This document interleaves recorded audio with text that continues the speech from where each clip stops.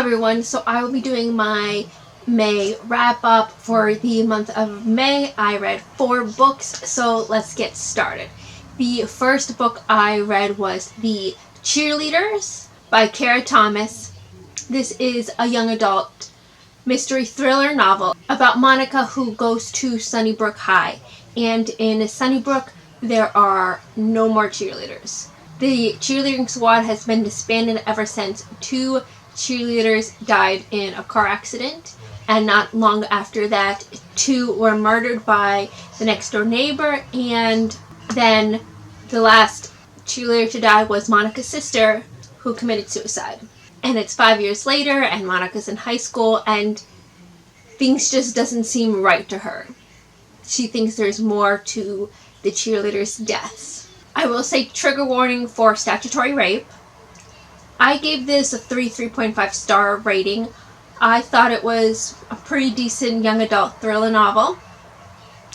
It was a little predictable. I figured out the who pretty early on, but I didn't know the reason why, so that held my interest to keep reading.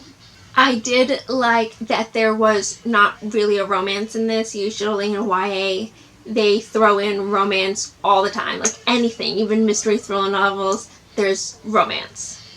And I liked that there wasn't in this because, for the most part, YA romance isn't written well, and it kind of just ruins the story for me, and so I'm glad there really wasn't that in this.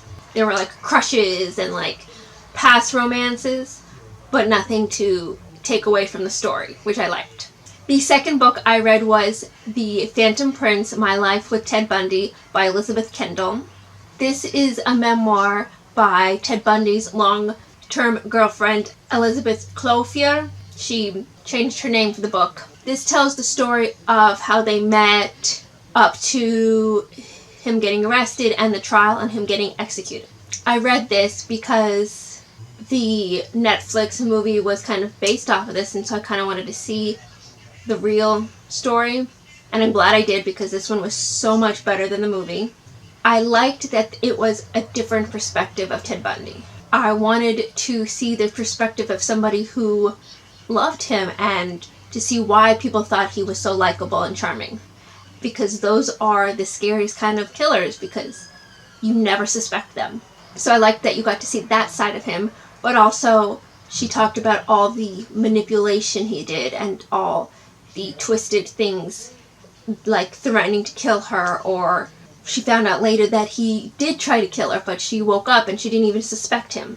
And so I thought this was a very interesting perspective of Ted Bundy. The next book I read was Lost Girls, an unsolved American mystery by Robert Kochler. This is a true crime novel about the murders that took place in Long Island. In 2010, 4 sets of human remains were found in Long Island, and then a year later, another remains were found. The women's remains that they did find were reported as missing before, but police didn't really take it serious because these women were sex workers.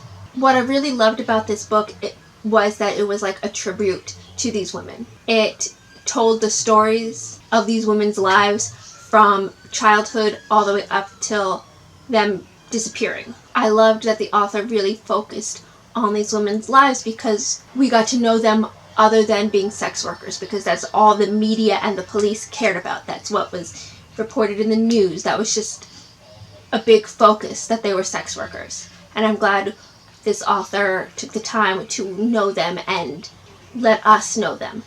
It did get a little confusing because there were a lot of people involved. He did write stories about their family members and how their lives were changed after the disappearance. And so there were so many characters that it was hard to keep the names straight. So you really have to remember the names and which family member they belong to really get the full picture. This book is very heartbreaking because of how the women were treated, and mostly for the fact that it is unsolved. The killer was never caught.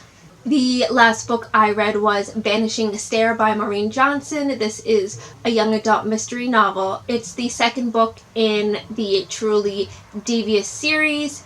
This continues with Stevie trying to figure out the Ellingham case and the death of a student. I didn't really care for this book. It is very highly rated on Goodreads, but I just thought it dragged on. I thought a lot of it was unnecessary. I liked the beginning and I liked the ending, but the middle didn't really have much to it. I was just very disappointed with this book because I read the reviews, even booktubers that I watch, and so I was very excited, but I just thought there was a whole lot of nothing to this book. I do want to continue because it ended on a cliffhanger. I don't want to know about the mystery part of it, but other than that, I just didn't really like it. So that's it for this video. Like and subscribe, and I'll see y'all later. Bye!